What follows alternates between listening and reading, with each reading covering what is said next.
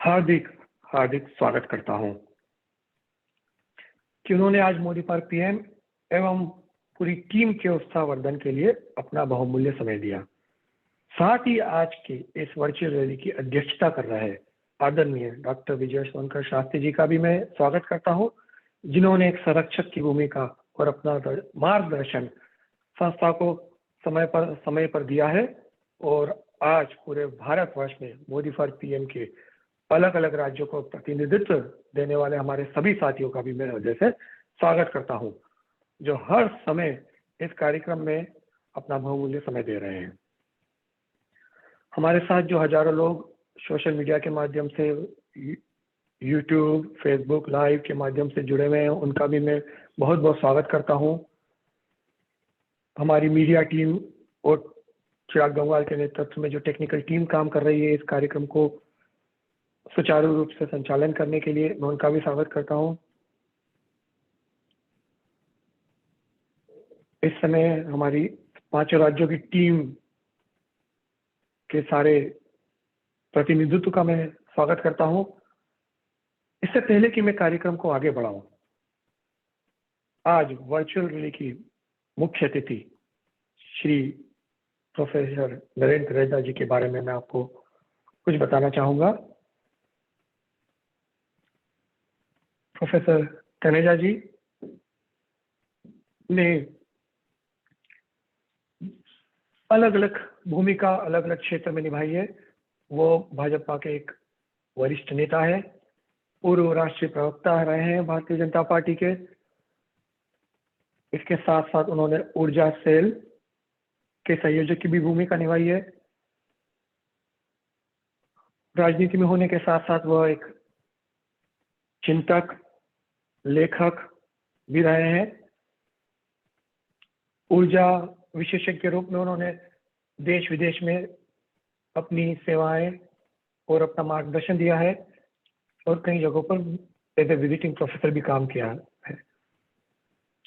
अपनी गहरी सूझबूझ और प्रतिभा के कारण आज लाखों लोग उनके फॉलोअर्स हैं और राष्ट्रीय राजनीति में भी वो एक अपनी बहुत ही सक्रिय भूमिका निभाते हैं। शास्त्री जी से जब तनेजा जी के बारे में बात होती है तो चर्चा काफी लंबी चलती है, क्योंकि काफी पता चलता है उनके बारे में हमको सबको। आप सभी जानते हैं मोदी फॉर पीएम के बारे में। 2010 में जब हमने इस ऑर्गेनाइजेशन की शुरुआत की थी, आदरणीय माननीय प्रधानमंत्री जी को भारत का प्रधानमंत्री बनाने के सपने के साथ आज ये ऑर्गेनाइजेशन पिछले 11-12 वर्षों में समाज के सभी वर्गों के साथ जुड़कर आदरणीय मोदी जी और दीनदयाल जी के अंत्योदय के सपने को पूरा करने में अपनी गिलहरी भूमिका निभा रही है। 5 राज्यों के चुनाव में हमारी टीम अपनी पूरी क्षमता के साथ लगी हुई है। उत्तर प्रदेश के लिए विशेषकर हमने योगी फॉर सीएम अगेन कैंपेन की शुरुआत की थी और हमने राष्ट्रीय स्तर पर एक सोशल मीडिया वॉर रूम भी बनाया है, जो 5 राज्यों में हमारी टीम पर, हमारे वॉलंटियर्स को और भारतीय जनता पार्टी के प्रत्याशी और वॉलंटियर्स को जहां जैसी मदद की जरूरत होगी मदद प्रदान करने की कोशिश कर रहा है।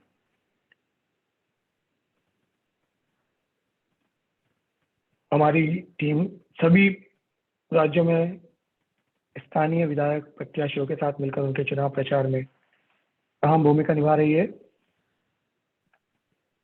5 राज्य इस समय जहां चुनाव हो रहे हैं वो अर्थव्यवस्था, आर्थिक सुरक्षा, व्यापार इत्यादि की दृष्टि से बहुत ही महत्वपूर्ण राज्य है और इन 5 राज्यों में डबल इंजन सरकार होना न केवल इन 5 राज्यों का विकास चौगुनी गति से करने में सहायक होगा, अपितु पूरे देश के विकास में भी बहुत बहुत सक्रिय भूमिका रहेगी। मैं ज़्यादा समय आज नहीं लूँगा क्योंकि हमारे साथ दो प्रखर वक्ता आदरणीय तनेजा जी और शास्त्री जी हैं। तो मैं वो चाहूँगा कि आदरणीय तनेजा जी इस कार्यक्रम में सबको अपना संबोधन दें, फिर हम आदरणीय शास्त्री जी से के अध्यक्षीय भाषण के साथ इस कार्यक्रम को समाप्त करेंगे। एक बार फिर से बहुत बहुत धन्यवाद आदरणीय तनेजा जी का।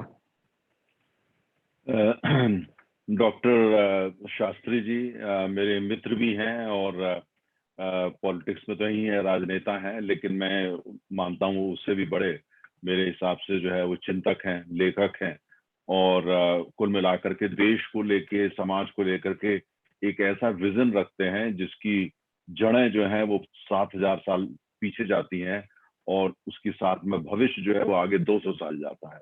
तो गिने चुने नेताओं में है हमारी पार्टी में जो बहुत बड़े चिंतक हैं, बहुत बड़े लेखक हैं और बहुत अच्छे पॉलिटिशियन है, राजनीतिक है उसके साथ में, और मेरे मित्र है, बहुत है। चिराग जी, आपको बहुत बहुत धन्यवाद एक बहुत ही जेनरस इंट्रोडक्शन के लिए।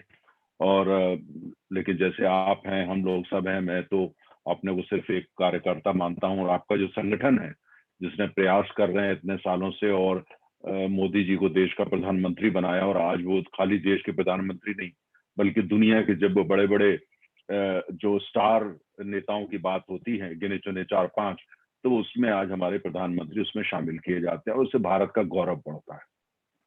आप किसी भी अंतर्राष्ट्रीय सम्मेलन में जाइए, अंतर्राष्ट्रीय मंच पे जाइए, वो आपको बिल्कुल एकदम स्पष्ट दिखता है और साफ दिखता है कि भारत 2014 से लेके और आज कितनी लंबी यात्रा तय कर चुका है और उससे पूरा हर भारतीय गौरवान्वित होता है। देखिए, ये जो चुनाव चल रहे हैं, क्यों ये आप बहुत बहुत ही अहम मीटिंग कर रहे हैं, ये चुनाव जो चल रहे हैं ये क्यों बहुत ज्यादा इम्पोर्टेंट है, इसकी जो अहमियत है वो खाली जो है उत्तर प्रदेश के लिए नहीं है, या गोवा के लिए नहीं है, या मणिपुर के लिए नहीं है, या पंजाब के लिए नहीं है, या उत्तराखंड के लिए, पूरे देश के लिए है। उसकी वजह यह है कि जो तमाम ताकतें हैं वो जो इस बात को लेकर के परेशान है कि ये भारत मजबूत कैसे हो रहा है, भारत के अंदर इतनी ताकत कहां से आ रही है, ये भारत पूरी दुनिया में एकाएक चमकने क्यों लगा है, भारत के अंदर प्रगति इतनी तेजी से क्यों हो रही है, इस सबको वो रोकना चाहते हैं। वो ताकतें देश के अंदर भी हैं और देश के बाहर भी हैं। कोई अपने को कोई नाम लेके आता है, कोई नाम लेके आता है, लेकिन हकीकत यह है कि उनका मकसद सबका एक ही है, किसी भी तरीके से भारतीय जनता पार्टी, प्रधानमंत्री मोदी, इनको सत्ता से हटाओ। क्यों? कि ये भारत मजबूत हो जाए, भारत के अंदर वो सारे लोग जो देश की जो हमारी परंपरा है, हमारी सभ्यता है, हमारा इतिहास है, हमारा धर्म है, वो सब जो ऊपर निकल के आ रहा है, उसको शक्ति मिल रही है और तेजी से वो जो है देश, वो उनको बिल्कुल बर्दाश्त नहीं होता। उनको, उनके लिए भारत एक ऐसा भारत हो जहाँ केओस हो, एक तरीके से जो है स्पष्टता ना हो, वो उनको ज्यादा सूट करता है। उनको लगता है कि वही उनके लिए वर्केबल है, ये जो मजबूत भारत, अंदर से भी मजबूत भारत, जिसकी दिशा तय है, जिसकी मंजिल तय है, और जो तेजी से उस तरफ जा रहा है, बिल्कुल बर्दाश्त नहीं होता हमको, बिल्कुल नहीं होता। मैं आपको अपनी होम स्टेट, जो मेरा गृह राज्य उत्तर प्रदेश की उदाहरण देता हूँ। अब हमने सुना है समाजवादी पार्टी, तो हम तो पूरी दुनिया में समाजवादी पार्टी देखते हैं, जर्मनी में देखते हैं, इंग्लैंड में देखते हैं, स्वीडन में देखते हैं, नेदरलैंड्स में देखते हैं, जापान में देखते हैं, हमको पता है समाजवादी पार्टी क्या होती है। लेकिन उत्तर प्रदेश में एक पार्टी है जिसमें समाज का कोई लेना देना नहीं है, समाजवाद से तो उनका कोई कतई कोई लेना देना नहीं है, पर वो अपने को समाजवादी बोलते हैं। अभी तक तो समाजवादी बोलते थे, अब वो नव समाजवादी भी हो गए। अब ये नव समाजवाद क्या होता है, इसके बारे में अगर आप जो है अखिलेश जी जो बोले तो 2 मिनट नहीं बोल पाएंगे। उनके लिए नव समाजवाद यही है कि भाई पिताजी के साथ जो किया, चाचा के साथ जो किया, अपने परिवार के अंदर जो किया, उनको सबको किनारे कर करके वो आ गए, ये नव समाजवाद है। लेकिन आप उत्तर प्रदेश को देखिए कि पिछले 5 साल के अंदर, जब से हम लोग वहां सत्ता में आए, योगी जी सत्ता है, काम कितना हुआ आप काम को देखिए। चाहे वो लॉ एंड ऑर्डर की सिचुएशन आप देख लीजिए, चाहे विकास की ले लीजिए, चाहे जीडीपी की ले लीजिए, आप किसी भी पैमाने पर उठा करके देखिए, आज उत्तर प्रदेश वो उत्तर प्रदेश नहीं है जो ये लोग छोड़ के गए थे। आज वो बहुत दूर जा चुका है हर नजर से। आप निवेश देखिए, आज अगर कोई जो निवेश करना भारत में आए या विदेश से आए, आज उसकी जो नजर है वो उत्तर प्रदेश में पहले जाती है, क्योंकि लॉ एंड ऑर्डर इतना बेहतरीन है, हर तरह के रिसोर्स वहां अवेलेबल है, सरकार की तरफ से हर तरह का समर्थन अवेलेबल है, ऊर्जा उपलब्ध है, बिजली उपलब्ध है, और आपको क्या चाहिए? चाहे वो डिफेंस कॉरिडोर हो जाए, चाहे वो एक्सप्रेसवेज बन जाए, चाहे वो एशिया का सबसे बड़ा हवाई अड्डा नोएडा के पास जावर में बन जाए, चाहे वो आप देखिए, आप बनारस जाके देखिए, बनारस दुनिया का सबसे प्राचीन शहर है, दुनिया के 3 सबसे पुराने शहरों के अंदर बनारस है। कोई छोटी मोटी बात नहीं होती। लेकिन मुझे आप बताइए, जब ये लोग सत्ता में थे और इतने साल से सत्ता में थे, इन्होंने क्या किया?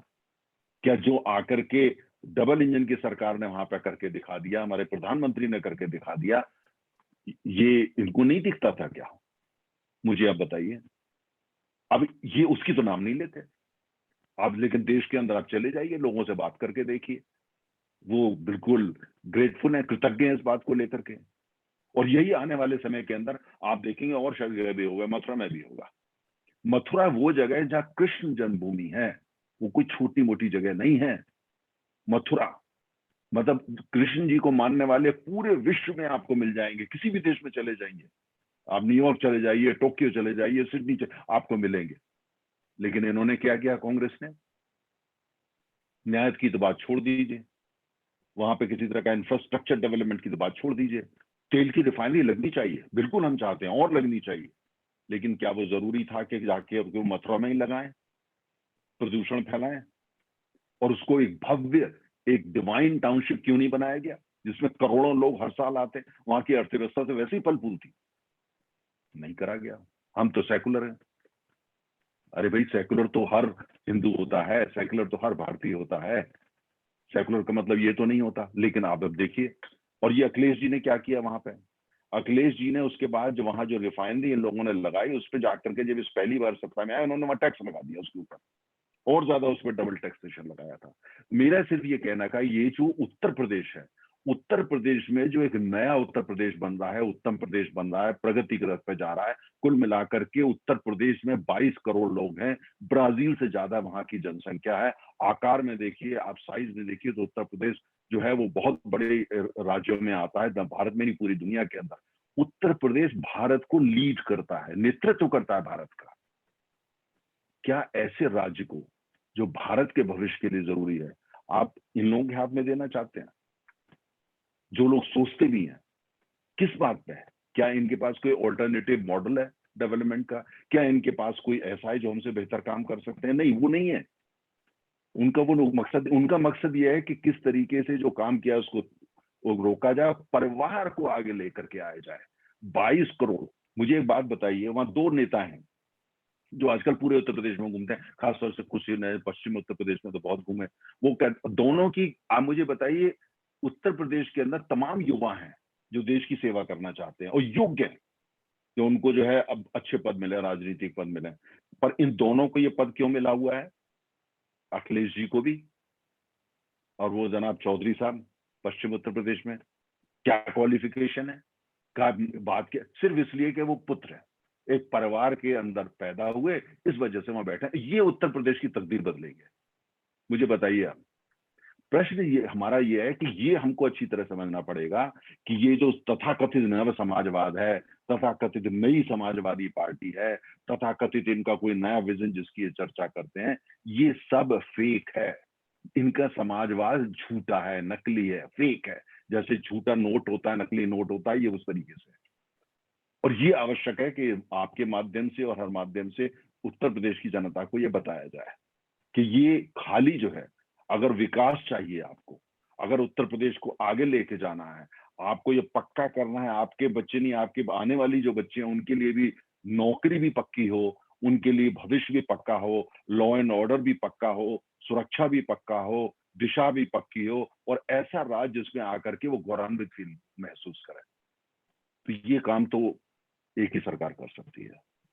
ये काम तो डबल इंजन की सरकार कर सकती है। ये तो नरेंद्र मोदी जी कर सकते हैं, ये तो योगी जी कर सकते हैं, ये तो भाजपा कर सकती है, और किसी के बस का नहीं है। देख लिया इन लोगों ने। दूसरी, झूठा प्रचार। अच्छा, दूसरी बात इनका ये होता, कोई भी काम हम करें, ये कहते इसकी शुरुआत हमने करी थी। अरे भैया, आप मुझे बताइए, जो शुरुआत आपने फिर क्या करा था उसके बाद? और हकीकत यह है कि 90% प्रोजेक्ट की शुरुआत भी इन्होंने नहीं करी थी। पर अब झूठ बोलने की अगर इन्होंने ठेका ले लिया है तो क्या करा जाए। अच्छा, दूसरी बात मैं आपको बताऊं, मैं उत्तर प्रदेश को उस इलाके से आता हूं जिसको कुछ लोग आम भाषा में यादव लैंड भी बोलते हैं, क्योंकि वहां पे यादव लोगों की संख्या ज्यादा है। लेकिन वहां पे आप जाके, मैं कहता हूं उनके लिए भी इन्होंने क्या किया, अपने परिवार के लिए तो किया, जो हमारे यादव बहन भाई हैं उनके लिए भी मुझे ये बताएं कि इन्होंने क्या किया, कितने लोगों का विकास कर दिया, कितने लोगों के लिए शिक्षा का कोई खास प्रबंध कर दिया, कितने लोगों को इन्होंने जो ऐसे रास्ते पे लाया जिससे कि उनका विकास हो सके, परिवार में संपन्नता आ सके। मैं आपको गांव के नाम गिना सकता हूँ, इलाकों के नाम गिना सकता हूँ जो कि इन पे, मतलब इन पे पूरा उन्होंने भरोसा किया और उनके हाथ खाली है, और आज वो हमारी तरफ देख रहे हैं, आज वो योगी जी की तरफ देख रहे हैं, आज वो मोदी जी की तरफ देख रहे हैं, आज वो भाजपा की तरफ देख रहे हैं। ये हमको समझना होगा। और देखिए, उत्तर प्रदेश जो अभी काम, उत्तर प्रदेश की लंबी यात्रा है, स्वर्णिम यात्रा है, वो शुरू हुई है। इसीलिए खाली उत्तर प्रदेश के लिए नहीं, जब आप उत्तर प्रदेश में भाजपा को वोट देते हैं तो आप एक नए भारत के लिए, जो न्यू इंडिया बन रहा है, आप उसके लिए भी वोट देते हैं। और वो तमाम ताकतें, फिरका परस्ती लोग, वो आकर के यहाँ पे कोई मजहब का नाम ले रहा है, कोई नई नई फिलॉसफी का नाम ले रहा है, कोई नव समाजवाद की बात कर रहा है, ये सब फेक है। हमको ये समझना होगा। इसलिए नहीं कि मैं कोई बीजेपी की तरफ से बोल रहा हूँ ना, आप खुद जाकर के जमीन पे देख लीजिए, और यही हमको समझना होगा। मैं आपको एक तो उदाहरण देता हूँ, ज्यादा नहीं। अब भगवान राम का मंदिर है, क्या आप उम्मीद करते हैं कि अगर ये लोग सत्ता में वहां होते, ये लोग अपने को जो समाजवादी बोलते हैं, ये कोई समाजवादी नहीं है। समाजवादी दरअसल इन पे तो लोगों को बिल्कुल रोक लगानी चाहिए, कहाँ के समाजवादी। तो ये अगर होते तो क्या ये संभव था? क्या अयोध्या में मंदिर बन पाता उस पर जो कार्य आज तेजी से हो रहा? क्या ये संभव था कि वाराणसी का, जो हमारे शास्त्री जी का होम टाउन है, वहां का कायाकल्प हो पाता? संभव था? छोटा सा सवाल है। नहीं हो सकता था, नहीं हो सकता था। ये वो लोग हैं जिन्होंने गोलियां चलाई थी, जिन्होंने राम मंदिर का नाम दिया था। तो क्या ऐसे लोग, जो कि ना परिवार के, ना अपने धर्म के, ना अपनी संस्कृति के, ना अपनी सोच के, ना अपनी सभ्यता के, लेकिन आ गए हैं, झंडा भी ले लिया है, गाड़ी भी बैठ गए हैं, वोट भी मांग रहे हैं, क्योंकि परिवार में पैदा हो गए, परिवार को आगे बढ़ाना है। ये उत्तर प्रदेश नहीं है, ये परिवार प्रदेश के लोग हैं। ये हमको समझना होगा। और इसीलिए, और उत्तर प्रदेश, जैसे मैंने कहा कि उत्तर प्रदेश जो है ये देश का दिल है, ये एसेंस ऑफ इंडिया है। और बहुत आवश्यक है कि हम इसके लिए जो है इन सारे लोगों की जो बात है उसको एक्सपोज करें, और सारा ध्यान इस बात पर दें कि किस तरीके से हम जो है उत्तर प्रदेश में जो एक स्वर्णिम यात्रा शुरू हुई है, एक उत्तर प्रदेश को जो है बहुत देश का, और नहीं बल्कि दुनिया का, इस इलाके का सबसे एक उत्तम प्रदेश बनाना है, उसकी तरफ बढ़े रहे हैं। मैं आपको ठीक उसी तरीके से, आप देखिए पंजाब, पंजाब उत्तर प्रदेश के मुकाबले छोटा राज्य है ना, लेकिन बहुत ही अहम राज्य है। पंजाब वो राज्य है, वो भूमि है जहां पे इतिहास उठा करके देखिए, जब जब भारत पे हमले हुए तो सबसे पहले वहां हुए। आज भी बॉर्डर स्टेट है वो, कोई ऐसा स्टेट है जिसकी दूसरी तरफ ऐसा देश बैठा हुआ है जो 24 घंटे कोशिश करता रहता है, लगातार कोशिश करता है, और लगातार दशकों से कोशिश कर रहा है कि भारत जो है वो किसी तरीके से जो है वो खंडित हो जाए, भारत प्रगति ना कर पाए। आज भी उनका यही काम है। अच्छा, वहां पे आप देखिए, कांग्रेस पार्टी वहां पे आकर के क्या कह रही है? कांग्रेस का कहना है, साहब हमको दोबारा मैंडेट दीजिए, हम दोबारा वहां सरकार बनाना चाहते हैं। पर उनके जो सुपर सीएम के कैंडिडेट हैं, सुपर सीएम चन्नी साहब जो है, वो तो मतलब बस कुर्सी पे बैठे हैं, वो सीएम नहीं है, वो दिखाने के हैं, वो बिल्कुल चीफ मिनिस्टर नहीं है। जो सुपर सीएम वहां पे हैं, सुपर सीएम साहब जो है, उनके कहां से संबंध है, किसके गले जाकर के मिलते हैं, किस देश से वो बातचीत करते हैं, कहाँ की ज्यादा तारीफ करते हैं? जब देश की तरफ से भी इनको भेजा जाता है तो वो किसकी जाकर के तारीफ करते हैं? कहाँ के प्रधानमंत्री हैं जो ये कहते हैं कि ये तो मेरे बड़े घनिष्ठ मित्र हैं? तो ऐसा व्यक्ति जिसको पाकिस्तान ज्यादा अच्छा लगता हो, ऐसा व्यक्ति जो पाकिस्तान के आर्मी चीफ, वो आर्मी चीफ जिनके हाथ में हमारे लोगों का खून लगा हुआ है, कश्मीर में आम आदमी का खून लगा हुआ है, कि उससे गले मिलते हैं। और यहाँ कांग्रेस पार्टी उन्हीं के लिए उन्हीं के लिए ऐसा व्यक्ति जो उनका अपना नेता है, जो 2017 में चुनाव हुए उनकी वजह से वो कांग्रेस पंजाब में जीती और वो मुख्यमंत्री बने, उनको बिल्कुल पब्लिकली, जिसको बोलते हैं चौराहे पे खड़े होकर उनको अपमानित करती है। ये इस देश की संस्कृति है। क्या कांग्रेस जानती है इस देश की संस्कृति क्या होती है? एक लोकप्रिय नेता, एक वो व्यक्ति जिसने आपकी पार्टी को यही नहीं कि चुनाव जिताया, पार्टी को मजबूत किया, आपने उसके साथ ऐसा किया और वो आर्मी के कैप्टन भी रह चुके हैं। तो आप अब जो उसके बाद में और किस लिए सब करा जा रहा है? ऐसे व्यक्ति को लाने के लिए जिसका दिल पाकिस्तान के लिए धड़कता है, पंजाब के लिए नहीं, पाकिस्तान के लिए धड़कता है, आप उसको लेके आना चाहते हैं। दूसरी बॉर्डर स्टेट है, दूसरी में आप पंजाब के अंदर आप उठा के देखिए क्या वजह है कि वहां पे पंजाब में सबसे बड़ी परेशानी में एक परेशानी जो है नशा है। क्या लगता है कि वहां के लोगों में ये एकाएक हो रहा है? नहीं, जो वहां नशे की बीमारी फैली और जो आज बहुत बड़ा वहां पे जो है संकट है, वो पाकिस्तान की सोची समझी रणनीति का हिस्सा है। हमारी फौजों के अंदर अगर आप देखें, हमारे तमाम बहादुर सिपाही, बहादुर ऑफिसर पंजाब से आते हैं।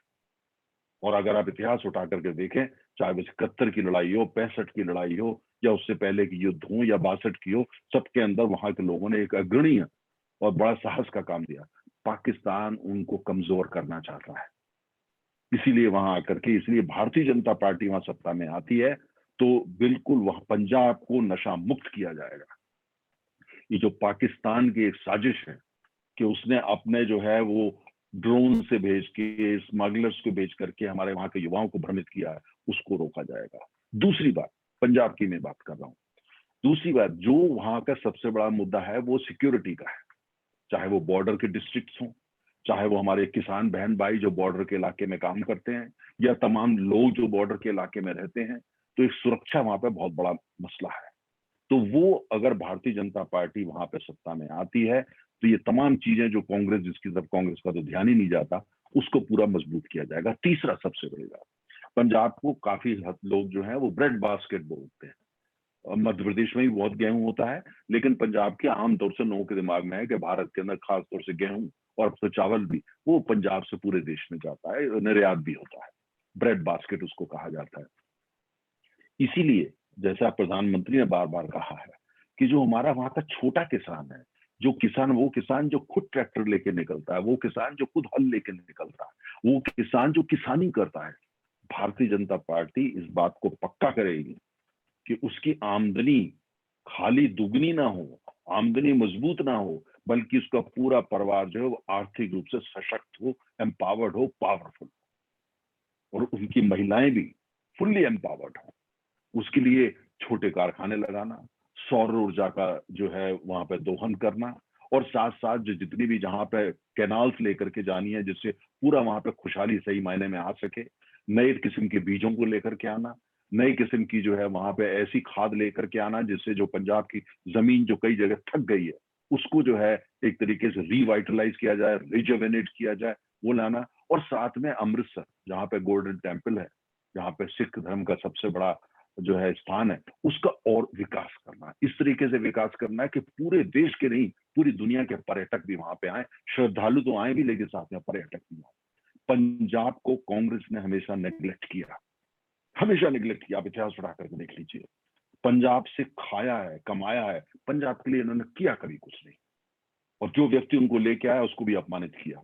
आज चन्नी साहब को लेके आए हैं, चन्नी साहब को ये कह के ले आए हैं कि साहब वो उन्होंने दलितों के ऊपर बहुत बड़ा कांग्रेस ने एहसान कर दिया है, लेकिन असली सीएम बनाइए ना उनको।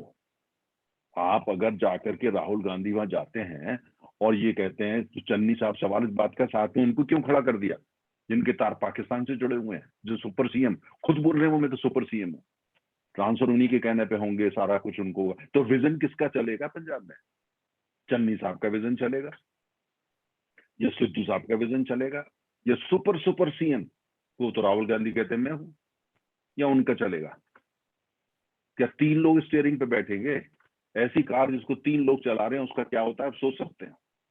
तो इसीलिए ये बहुत बहुत आवश्यक है। दूसरी तरफ आप देखिए, एक साहब है वहां पे आजकल पंजाब में बड़े दिखते हैं, किसी गली में जाएं, किसी मोहल्ले में जाएं, उनका झाड़ू भी दिखता है, उनकी टोपी भी दिखती है, और वो एक दिल्ली मॉडल की बात करते हैं। मैं तो दिल्ली में रहता हूँ। दिल्ली में जब से वो साहब मुख्यमंत्री बने हैं केजरीवाल जी, उन्होंने दिल्ली को दशकों पीछे कर दिया। आप दिल्ली में जाकर के देखिए और उनसे पूछिए जो पहले वहां रहते थे कि पहले वहां पे कितना काम हुआ। दिल्ली में विकास की यात्रा शुरू करी थी, उस समय जनसंघ होती थी उन्होंने। दिल्ली में पहली बार विकास सड़क पर दिखने लगा था जब वीके मल्होत्रा जी यहाँ के मुख्यमंत्री बने थे। खुराना साहब ने वहां जो काम किया था, केदारनाथ साहनी साहब ने जो वहां काम किया था, दिल्ली को बदलने वाली, दिल्ली की शक्ल बदलने वाली, दिल्ली की सोच, नया पूरा एक मॉडर्न आउटलुक किसने दिया? हम लोगों ने दिया। इन्होंने आके क्या करा है? इन्होंने आकर के बिल्कुल जो है गाड़ी बैक गियर पे लगा रखी है। और पंजाब में जाकर के वो बोल रहे हैं दिल्ली मॉडल लेकर के आएंगे। मतलब पंजाब जो थोड़ा बहुत बचा हुआ है, वहां के जो कुछ लोगों ने मेहनत, उसको भी ये जाकर के वहां बर्बाद कर देंगे। अच्छा, अब दिल्ली के सुपर चीफ मिनिस्टर तो वो बनना चाहते हैं, वो तो जाहिर है।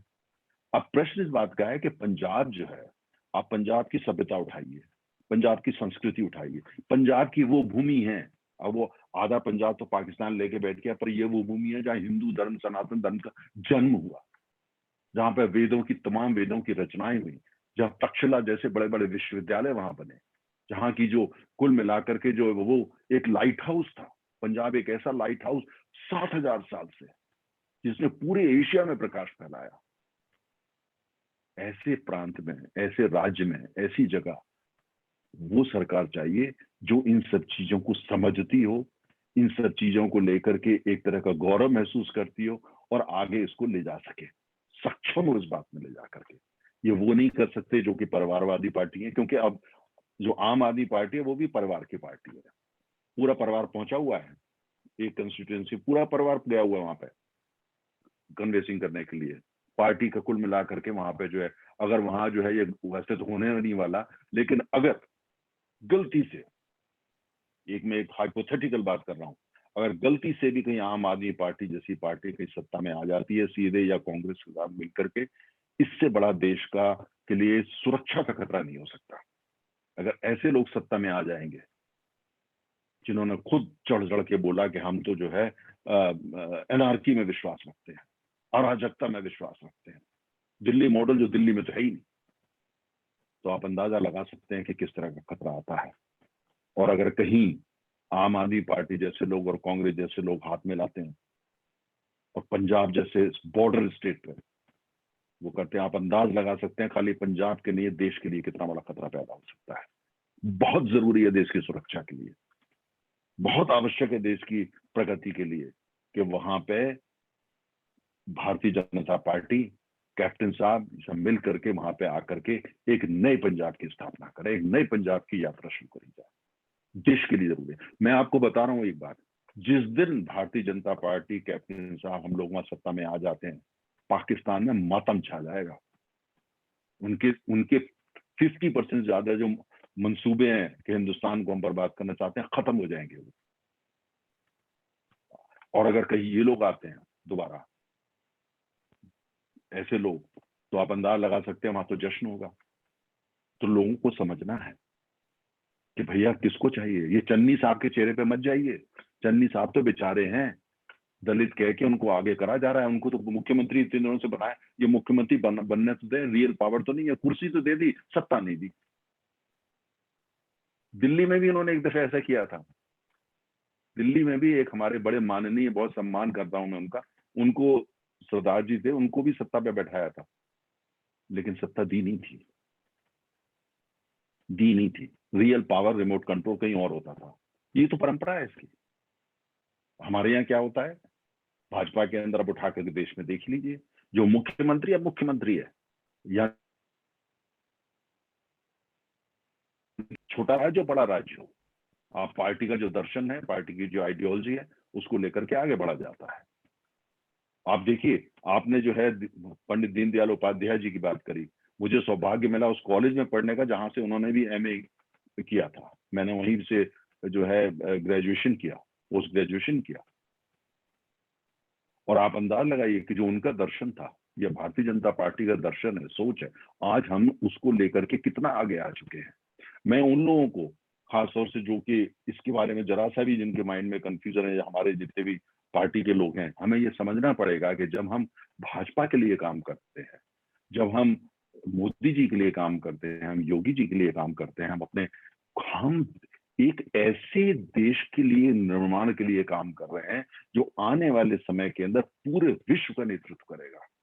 मैं आपको फैक्ट्स एंड फिगर्स में अर्थशास्त्र का विद्यार्थी हूं, मैं आपको बिल्कुल उसके साथ पूरे दावे के साथ बोलता हूं कि अगर हम जहां पे दोबारा यूपी में आते हैं, और बहुत जरूरी है, और भारत के अंदर भी जो बहुत जरूरी आ गया 2024 के बाद, भारत एक ऐसा देश इतना शक्तिशाली बनने वाला है जो कि जिसकी पूरी दुनिया के अंदर जो है उसकी चर्चा होगी।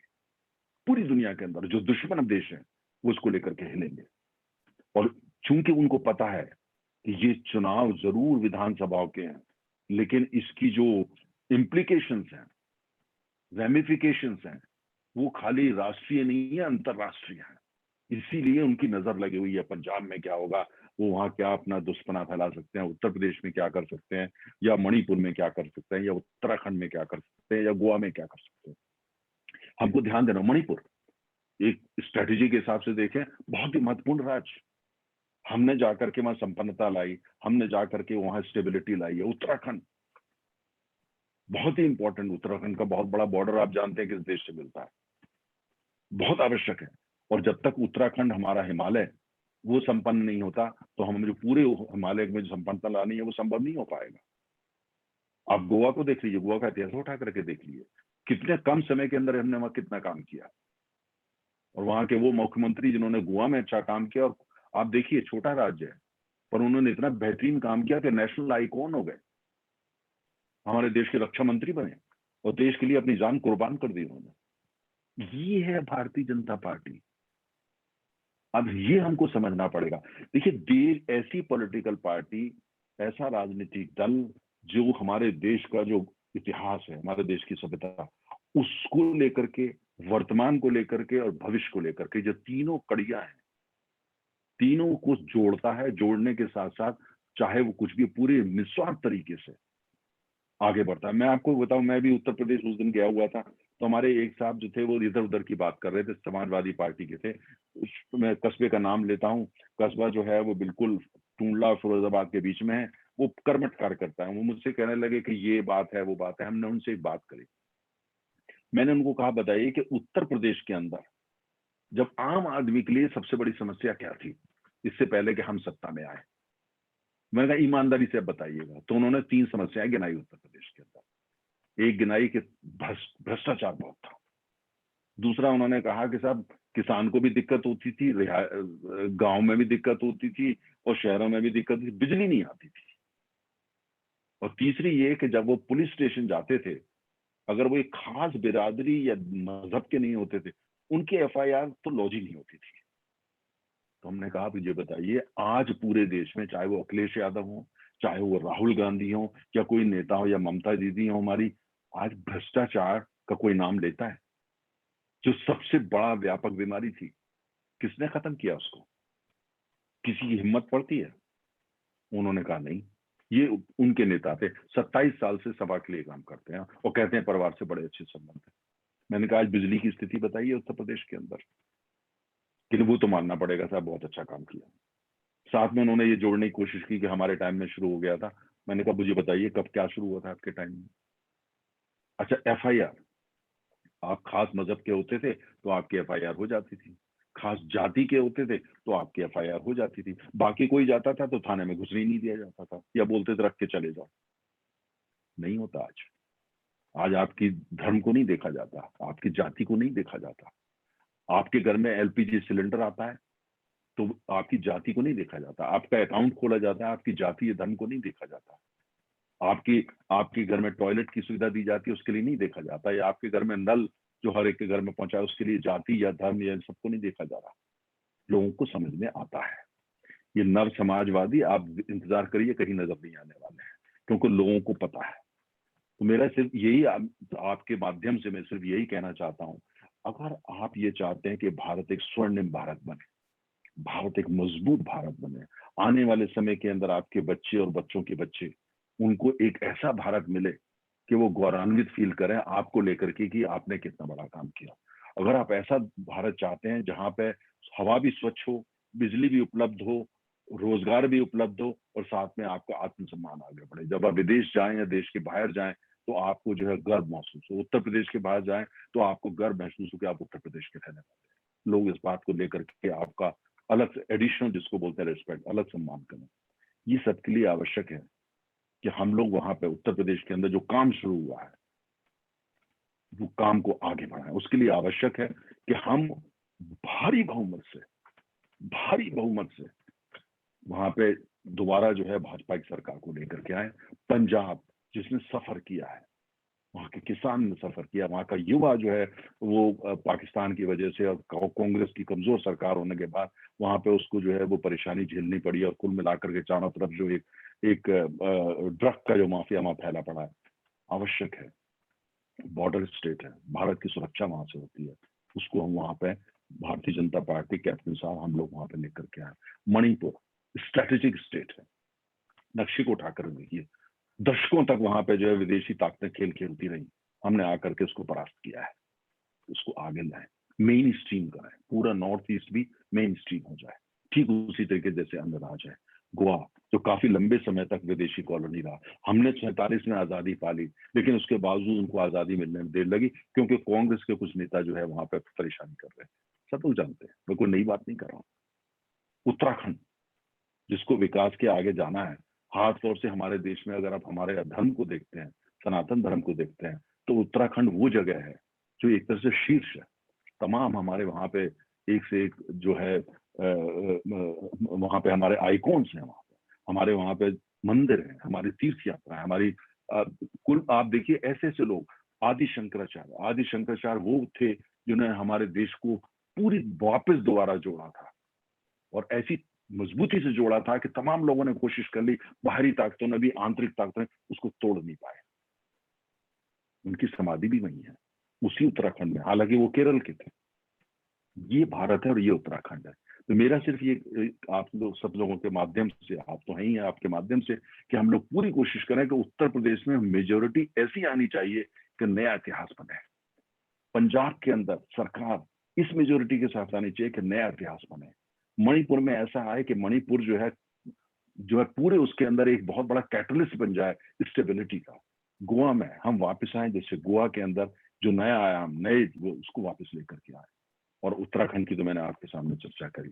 बस इन्हीं शब्दों के साथ मैं कहूंगा, हम लोग जीत रहे हैं, हम लोग हर जगह जीत रहे हैं और हम लोग सब जगह नया इतिहास लेकर के आ रहे हैं। और इसी मैसेज को हम लोग अपने अपने, मैं भी एक छोटा सा कार्यकर्ता हूँ पार्टी का, तो हम सब लोग मिलेंगे, एक एक बूंद जो होती है उसी से समंदर बनता है, उसी से बड़ा महासागर, प्रशांत महासागर भी बनता है।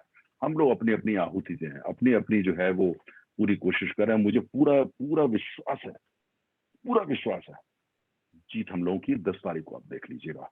और उत्तर प्रदेश के अंदर खासतौर से आप देखिएगा, ये जो नव समाजवादी लोग हैं, चूंकि मेरा होम स्टेट है, मेरे उत्तर प्रदेश के लिए मेरे दिल में खास जगह है, वहां के अंदर आप देखेंगे 10 तारीख को आप देखेंगे दोपहर को 1 बजे तक आपको स्पष्ट हो जाएगा, ये जो वहां पे जो नकली चेहरे आए हुए हैं, चेहरे में कुछ है, अंदर कुछ और है, ये परास्त होंगे।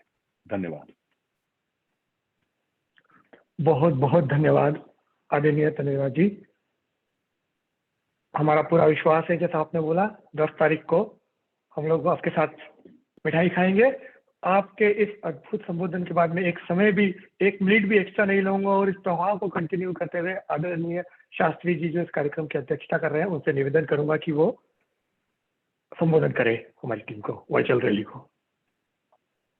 आदरणीय हमारे मित्र और भारतीय जनता पार्टी के वरिष्ठ नेता, एक अद्भुत विद्वत व्यक्तित्व और वैश्विक स्तर पर जो अपनी एक पहचान रखते हैं, ऐसे श्री नरेंद्र तनेजा जी,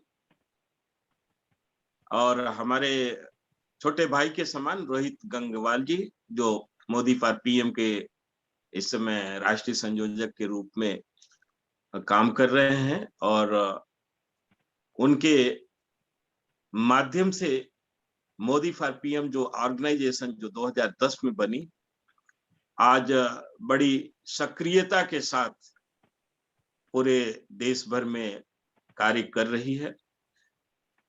ये एक चुनाव के लिए वर्चुअल रैली हम लोग कर रहे हैं और यह वर्चुअल रैली बहुत साधारण तौर से देखा जाए तो वर्तमान परिस्थिति में एक व्यापक संपर्क की दृष्टि से हो रहा है।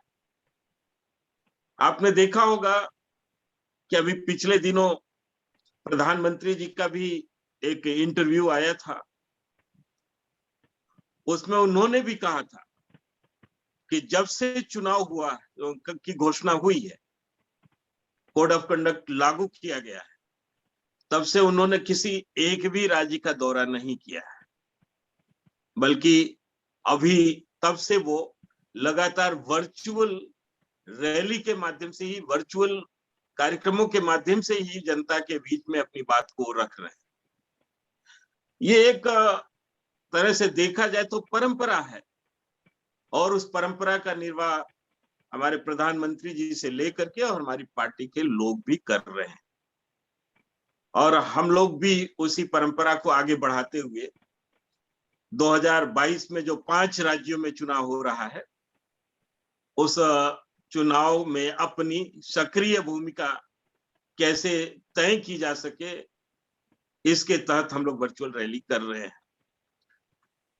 कई वर्चुअल रैली हुए हैं, परंतु आज जो ये वर्चुअल रैली अभी हो रहा है, इसमें तनेजा जी ने जो प्रखरता के साथ, तीक्ष्णता के साथ और बड़ी स्पष्टता के साथ 5 राज्यों के संदर्भ में जो अपनी बातें रखी हैं, मुझे ऐसा लगता है कि हमारे जितने भी इस समय लोग सुन रहे होंगे, जितने लोग हम लोगों से जुड़े होंगे, सब उन बातों को कहीं ना कहीं अपने मन और मस्तिष्क में उतार लिए होंगे और उसको एक पाथेय के रूप में इन 5 राज्यों के चुनाव में जो मतदाता हैं उन तक पहुंचा रहे होंगे, मुझे पूरा विश्वास है।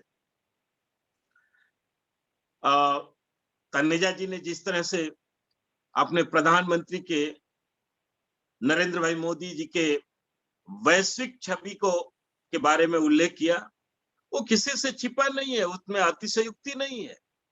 आज पूरी दुनिया भारत के इस विशिष्ट नेता नरेंद्र मोदी जी के नेतृत्व में अपने आप को महसूस कर रहा है।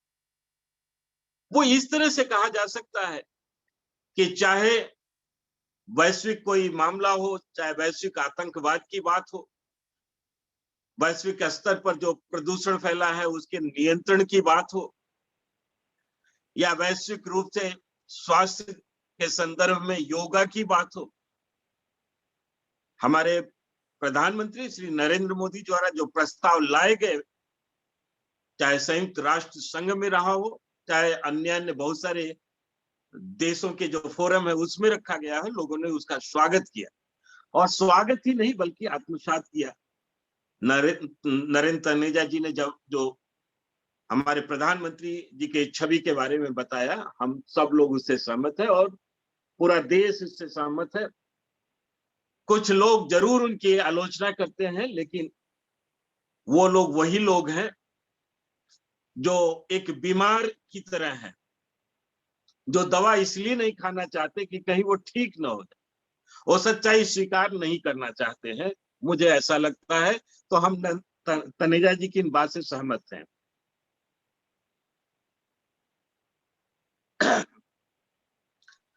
तनेजा जी ने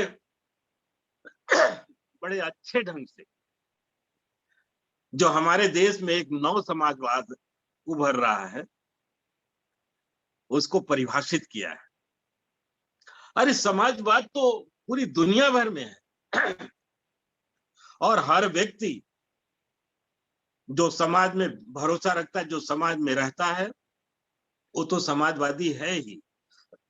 लेकिन समाजवाद की कतई ये परिभाषा नहीं है कि वो अपने अपनों या अपने परिवार या अपनी पार्टी में सिमट करके रह जाए। आज समाजवादी पार्टी को देखिए तो एक ही परिवार से 37 लोग पार्टी के विभिन्न पदों पर, सरकारी पदों पर, संसदीय व्यवस्था में, हर जगह वही दिखाई देते हैं। उनके समाज के बारे में जो तनेजा जी ने कहा कि सच्चाई तो ये है कि वो अपने स्वयं की जो उनकी जाति है, स्वजाति समाज, उसके लिए भी उन्होंने क्या काम किया, जरा एक काम वो बताए। कुछ नहीं किया। इसी प्रकार जाति पर आधारित एक राजनीति उत्तर प्रदेश में और राजनीतिक ध्रुव है, वो है मायावती। बहन मायावती वो दलित समाज की पूरा ठेका लेकर के उनसे अपनी पहचान बनाती हैं और हमेशा लाभ लेने की स्थिति में रहती हैं, पॉलिटिकल लाभ। लेकिन मायावती जी से अगर पूछा जाए कि हिंदू समाज में एक बड़ी पॉपुलेशन जो दलितों की है, उसके लिए आपने किया क्या, एक काम बताइए, तो नहीं बता सकती। वो केवल इतना ही कह सकती हैं कि कुछ जो हमारे महत्वपूर्ण लोग रहे हैं, विचारक रहे हैं, संत रहे हैं, उनकी स्मृति में पार्क इत्यादि बनाया है। वास्तव में ये लोग ऐसे लोग हैं जो जाति, बिरादरी, पंथ, संप्रदाय के नाम पर समाज को धोखा देते हैं। ये लोग समाजवादी नहीं होते हैं, बल्कि ये लोग परिवारवादी होते हैं। तनेजा जी ने एक और महत्वपूर्ण बात कही, मथुरा पर उनकी टिप्पणी अलौकिक टिप्पणी रही। मैं भी सोचने पर मजबूर हो गया कि मथुरा जैसे जगह पर क्या रिफाइनरी ही लगाना बहुत जरूरी था? मथुरा शहर को प्रदूषित करना ही जरूरी था?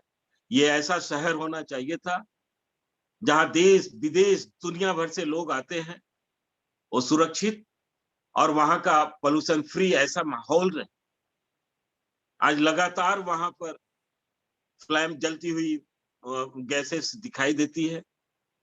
रिफाइनरी इत्यादि तो ऐसी जगह पर बनाया जाता है, सेलेक्ट किया जाता है, जहां मैन पावर इत्यादि का तो रहे ही, वहां का जो भौगोलिक स्वरूप होता है उस पर भी विपरीत प्रभाव ना पड़े, कम से कम पड़े, ऐसा कोशिश होना चाहिए। पर मथुरा जैसे शहर में संभावनाएं बहुत थी, बहुत सारी इंडस्ट्री लगाए जा सकते थे, वहां पर रोजगार की दृष्टि से बहुत कुछ किया जा सकता था।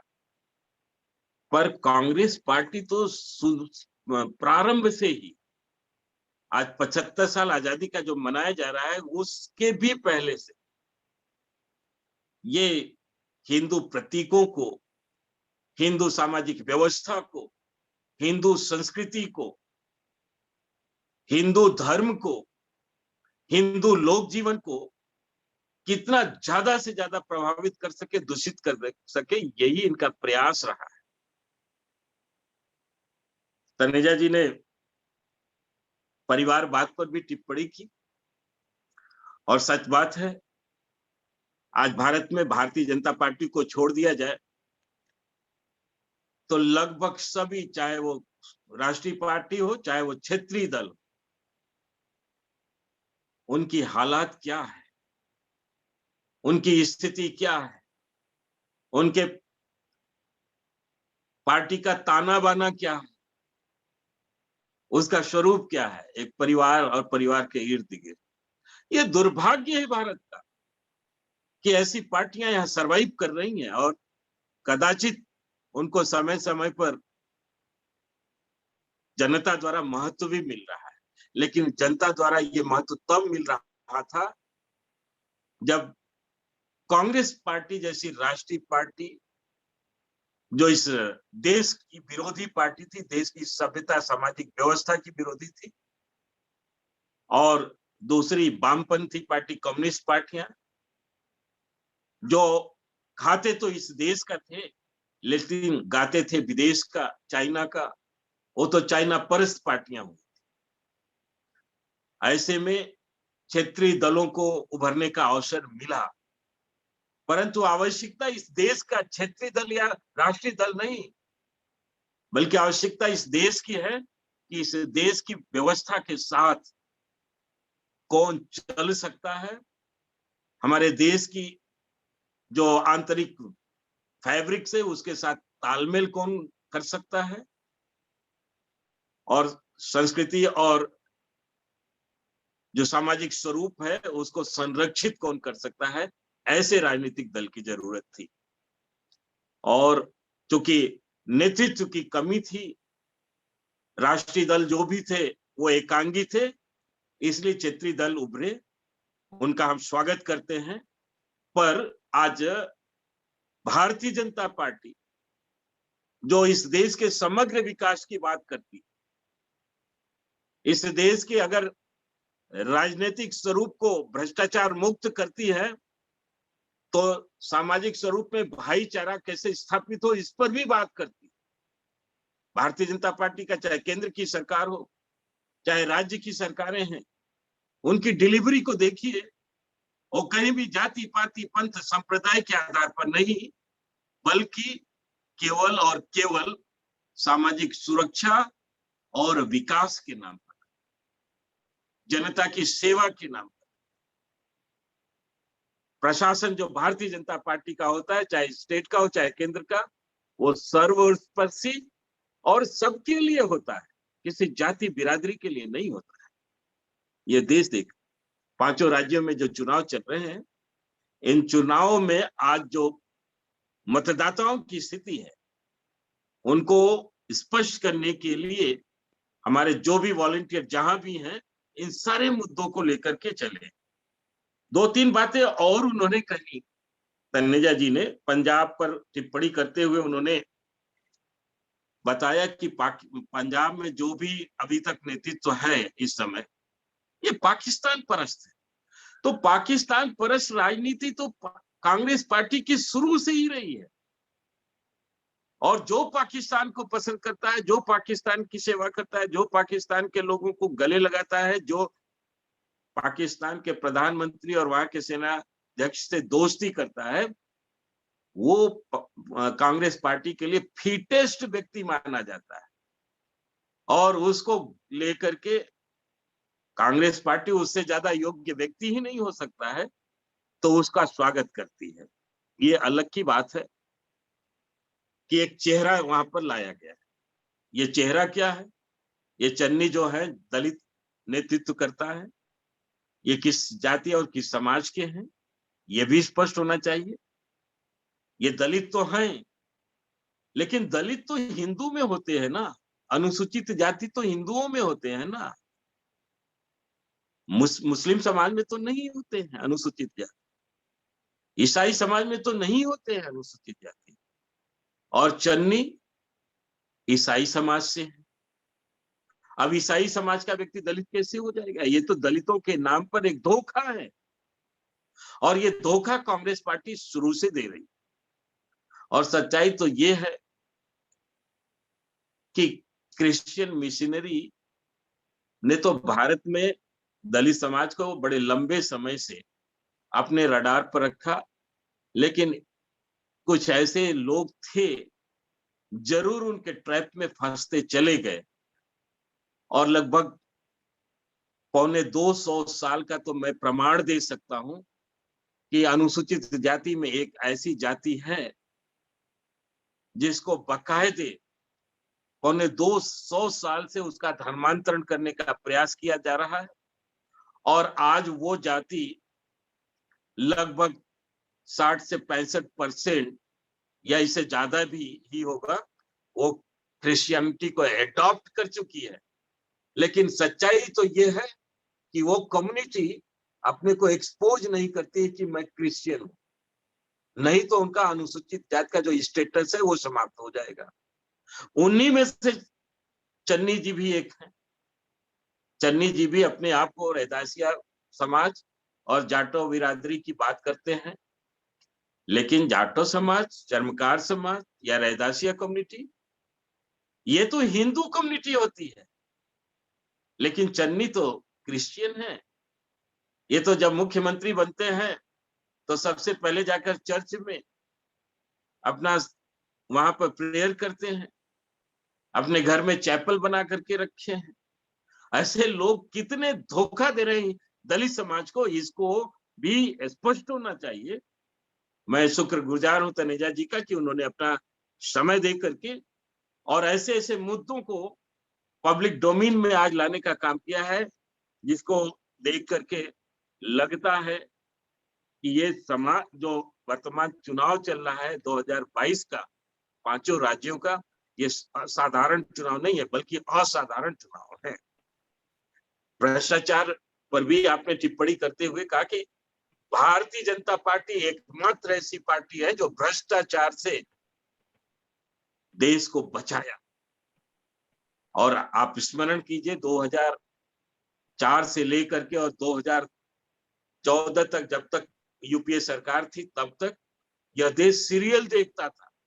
जैसे सीरियल में एक नया एपिसोड दिखाई देता है हमेशा, उसके कथानक अलग अलग होते हैं, ऐसे ही देश हमेशा भ्रष्टाचार और भ्रष्टाचारियों का सीरियल देखता था।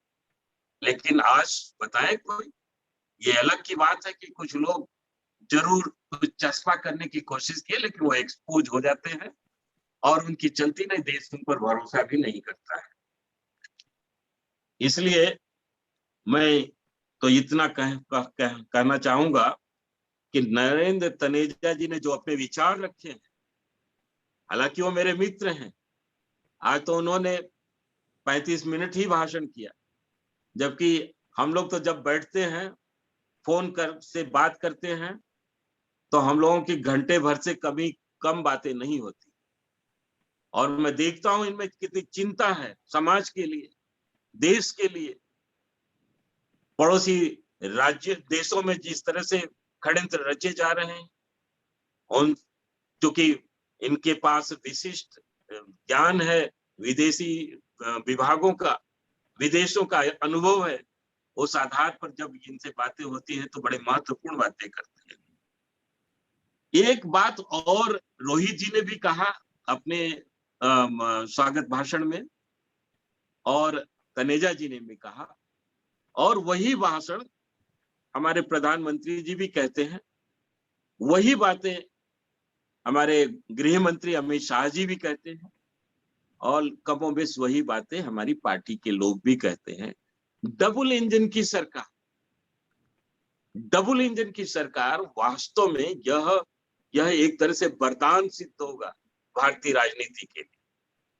डबल इंजन की सरकार का अगर फायदा देखना है तो उत्तर प्रदेश में देखिए, गोवा में देखिए, मध्य प्रदेश में देखिए, बिहार में देखिए। अगर डबल इंजन का फायदा देखना है तो मणिपुर असम में देखिए, त्रिपुरा में देखिए। त्रिपुरा आज एक छोटा सा राज्य था, अलग थलग पड़ा हुआ था, कोई नोटिस भी नहीं लेता था। आज त्रिपुरा अपनी अपनी अपनी प्रेजेंस को भारत में दिखला रहा है। ये एक त्रिपुरा भी स्टेट है और वहां पर भी बहुत सारी देशभक्त लोग हैं, वहां पर भी हमारे देश के आदर्श नागरिक रह रहे हैं और उनके विकास का भी जो कर्तव्य उनका था उसको पूरा किया जा रहा है। तो डबल इंजन की सरकार यह भी बहुत मायने रखती है। और आज हमारा दायित्व है कि हम लोग जिस तरह से आज चुनाव चल रहा है, इसको एक मिशन के रूप में लेकर के हमको इसको आगे बढ़ना है। मैं आज तनेजा जी को बहुत बहुत धन्यवाद दूंगा। वास्तव में आज की ये रैली कई मायने में बहुत महत्वपूर्ण रहेगी, विशिष्टता के दृष्टि से, और प्रत्येक राज्यों के जो उनके ऐतिहासिक दृष्टिकोण है उससे भी बहुत सारी चीजें उभर कर आई हैं।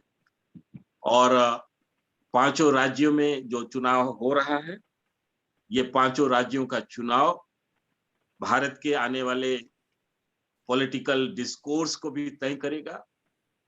भारत को आने वाले जो राजनीतिक स्वरूप है उसमें काफी हद तक उठापटक जो होती है उसको समाप्त करने की दृष्टि से भी होगा।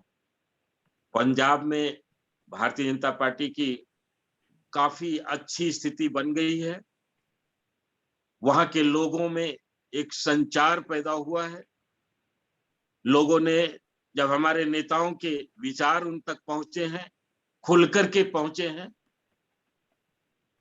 तो वहां के लोगों को महसूस हुआ कि पाकिस्तान, नेपाल का, पंजाब का कितना महत्व है, और पाकिस्तान जो पड़ोसी देश है उसके साथ पंजाब की क्या भूमिका होनी चाहिए, किस तरह से वहां कड़ाई होनी चाहिए, बॉर्डर सिक्योरिटी किस तरह से होनी चाहिए, और पंजाब के जो आदर्श नागरिक हैं उनके मन में पाकिस्तान के प्रति कैसे विचार होने चाहिए, ये सारी चीजें सामने आई।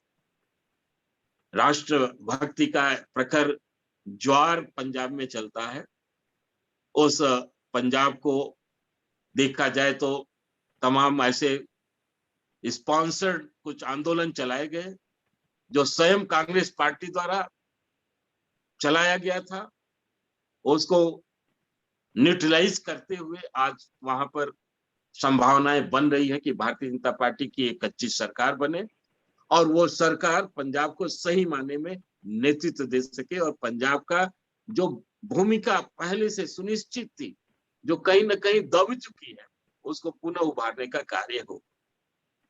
तो मुझे लगता है कि उत्तर प्रदेश में जिस तरह से इस समय विकास के दौर में उसको ऊंचाई पर ले जाया गया है, दंगा मुक्त रखने का जो प्रयास हुआ और वास्तव में सिद्ध कर दिया गया कि भाजपा के राज्य में दंगा नहीं होता है, और इतना ही नहीं, बहु बेटियों की इज्जत उनके घरों में सुरक्षित की गई।